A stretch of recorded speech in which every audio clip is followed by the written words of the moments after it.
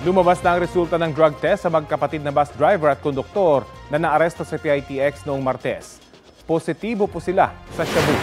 Mismong pasahero ang nagreklamo sa kanila noong Martes dahil tila nakadroga sila at may nakita rin daw na drug paraphernalia sa bus. Itinanggi nila noon na nasa kanilang drogang na-recover sa bus. Wala pa silang bagong pahayag. Nasa kustodiya na sila ng SAIC at Philippine Coast Guard at posibleng maharap sa kasong paglabag sa RA 9165 o Comprehensive Dangerous Drugs Act of 2002. Kapuso, alamin ang maiinit na balita. Bisitahin at mag-subscribe sa GMA Integrated News sa YouTube.